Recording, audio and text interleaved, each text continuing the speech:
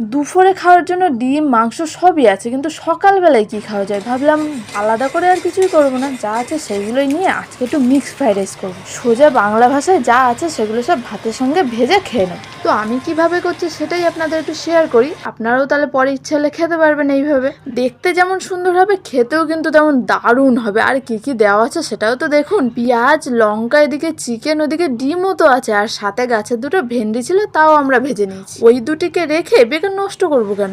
এদিকে কড়াই বসিয়ে দিয়েছি সর্ষের তেল দিয়ে, আর গরম হয়ে গেলে দিয়ে দিয়েছি চিকেনের টুকরোগুলো, একদম ছোট ছোট পিস করে কেটে নিয়েছি, তাহলে ভাজতেও সুবিধা হবে আর চটপট হয়েও যাবে।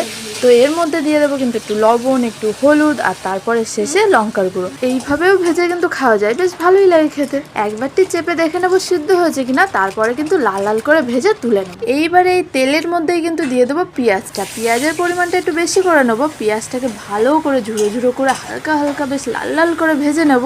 তার মধ্যে দিয়ে দেবো কিন্তু এবার লঙ্কাটা। এবারে লঙ্কাটা দিয়ে ভালো করে নাড়িয়ে চাড়িয়ে ভেজে নিয়ে এর মধ্যে দিয়ে দেবো ডিম। কি দারুণ দেখুন তো। এর উপরে দিয়ে দিয়েছি একটু লবণ, একটু হলুদ, ব্যাস। এবারে আস্তে করে খুন্তি দিয়ে গোল গোল গোল গোল করে নাড়িয়ে চাড়িয়ে বেশ ঝুড়ো ঝুড়ো করে ভেজে নেবো। এইবারে এই চিকেনের টুকরোগুলো ঢেলে দেবো, ব্যাস আমাদের হাফ কাজ কমপ্লিট।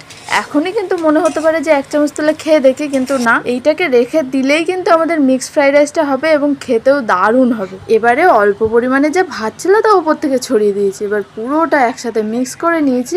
আঁচটা কিন্তু কমিয়ে দেবো, দিয়ে আস্তে আস্তে হালকা হালকা আছে এই পুরোটা ভাত ভেজে নেবো। বেশ 5-7 মিনিট ধরে নাড়িয়ে চাড়িয়ে নিলেই কিন্তু ভাতের কালারটাও চেঞ্জ হয়ে যাবে আর ভাজা ভাজা হয়ে যাবে। আর উপর থেকে দেখো কত সুন্দর চিকেন, এদিকে ভেন্ডি, ওদিকে ডিম, লঙ্কা কুচি সব একসাথে যেন সেই লাল নীল সবুজের মেলা বসেছে। কি সুন্দর যে লাগছে দেখতে।